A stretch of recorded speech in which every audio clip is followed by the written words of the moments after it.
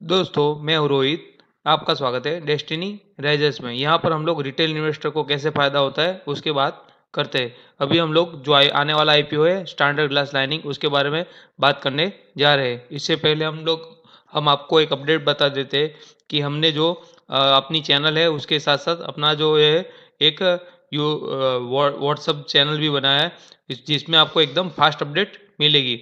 आपको डिस्क्रिप्शन में लिंक मिल जाएगी और उससे आप हमारे व्हाट्सअप चैनल में जुड़ सकते हैं, जिससे आपको एकदम फास्ट अपडेट मिलेगी। तो दोस्तों, अभी हम लोग इसका रिव्यू करने जा रहे हैं।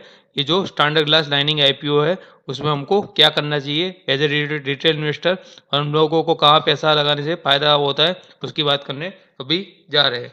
तो दोस्तों, अगर अब हम ये कंपनी देखें तो कंपनी जो है वो इंजीनियरिंग इक्विपमेंट बनाती है, जो फार्मास्यूटिकल और केमिकल सेक्टर के लिए, यानी कि एक इंजीनियरिंग इक्विपमेंट बनाने वाली कंपनी है। अगर हम लोग आईपीओ की ओपन डेट देखें तो 6 तारीख है, और क्लोज डेट देखें तो 8 तारीख है, यानी कि 8 तारीख को जो है आईपीओ क्लोज हो जाएगा। आईपीओ की जो हायर प्राइस जो है वो 140 है। रिटेल में जो भी आईपीओ क्लोज होता है, जो 1 गुना से ज़्यादा बढ़ता है, उसमें हायर प्राइस ही बननी होती है, यानी कि कट ऑफ प्राइस जो 140 होती है। यानी कि नॉर्मली ये हायर प्राइस ही हम लोगों को फील करनी चाहिए अगर आईपीओ में अलॉटमेंट चाहिए, तो ये हमको ध्यान रखना है। कट ऑफ प्राइस और हायर प्राइस ही हमको डालनी है। हम लोगों का जो इसमें आईपीओ का लॉट साइज है वो 107 है, और 15,000 का एक आईपीओ जो है, यानी कि एक लॉट वाला आईपीओ जो है वो 14,980, यानी कि 15,000 से थोड़ा कम उसमें हमको इसमें इन्वेस्ट करना पड़ेगा। अगर हम लोग अभी ग्रे मार्केट प्रीमियम की बात करें तो 86 रुपीज़ जो है वो ग्रे मार्केट प्रीमियम चल रहा है। उसके हिसाब से कोई भी रिटेल इन्वेस्टर को है वो 9,200 रुपये के करीब प्रॉफिट मिल सकता है। यानी कि इस आईपीओ में जो सबसे अच्छा है ये रिटेल कोटा ही है, क्योंकि इसमें जो रिटेल पोर्शन है वो 35% है। यानी कि यहाँ पर रिटेल को जो है आईपीओ के मिलने के चांसेस जो है वो सभी कैटेगरी में से सबसे ज़्यादा है। अगर हम लोग अलॉटमेंट की डेट देखें तो 9 तारीख है, और अगर आपको शेयर मिल जाएंगे, नहीं तो रिफंड हो जाएगा, उसकी डेट है जो है वो 10 तारीख है। और आईपीओ की लिस्टिंग डेट है 13 तारीख को, यानी कि 13 तारीख को 10 बजे ये आईपीओ जो है वो स्टॉक एक्सचेंज पे ट्रेड करने लगेगा। अगर हम उसकी आईपीओ की साइज़ देखें तो 410 करोड़ की है, यानी कि ठीक ठाक साइज़ का आईपीओ है। बहुत छोटा भी नहीं कह सकते और बहुत बड़ा भी नहीं कह सकते। उसमें ऑफर फॉर सेल साइज की ऑफर फॉर सेल, यानी कि एग्जिस्टिंग प्रमोटर या इन्वेस्टर जो माल बेचते हैं उसको ऑफर फॉर सेल कहते हैं। उसकी साइज जो है वो 200 करोड़ के करीब है। अगर हम लोग आईपीओ की और डिटेल देखें तो आईपीओ के जो आरओई जो है, रिटर्न ऑन कैपिटल एम्प्लॉयड, वो जो है वो 20% से ऊपर है। आरओसी जो है वो 25% है। डेप्ट इक्विटी रेशियो जो है वो 0.32 के करीब है, यानी कि ये बहुत ही अच्छी बात है। रिटर्न ऑन नेटवर्थ 20% है। प्रॉफिट मार्जिन जो है वो 10% है।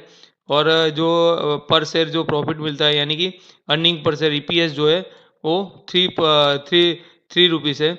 और जो प्राइस टू अर्निंग रेशियो है, पीई रेशियो, वो 43। ये जो पीई रेशियो जो है वो ज़्यादा ओवर वैल्यूड भी नहीं है, यानी कि यहाँ पर उसको फेयर वैल्यू दी गई है। बहुत ही ज़्यादा महंगा भी नहीं और ज़्यादा सस्ता भी नहीं, इसी हिसाब से उसकी वैल्यू जो है वो डिसाइड हो गए।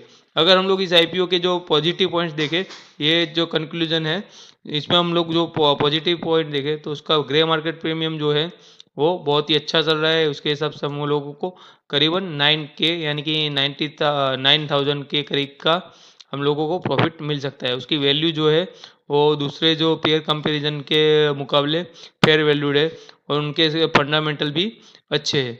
जो नेगेटिव पॉइंट्स की बात करें तो थोड़ा स्मॉल साइज का आईपीओ है, यानी कि और सब्सक्रिप्शन बहुत ही ज़्यादा मिलने वाला है, इसमें लगने के चांसेस कम हो जाएंगे।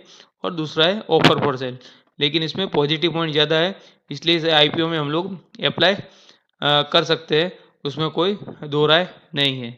अगर मेरा जो एजुकेशनल पर्पज़ से व्यू देखें तो इसमें हम लोग लिस्टिंग एंड ऑन इन्वेस्टमेंट दोनों के लिए इसमें हम लोग पैसा लगा सकते हैं। और फिर भी अगर आपको मेरा कोई फाइनल व्यू चाहिए, या लास्ट टाइम पर मेरा अगर कोई व्यू चेंज होता है, तो मैं जो है वो IPO क्लोज डेट जो होती है उसके 2 बजे से पहले मैं यूट्यूब पे एक शॉर्ट वीडियो डाल देता हूँ, जिसके वजह से आपको ये जो फाइनल मेरा डिसीजन है वो देखने को मिल जाएगा।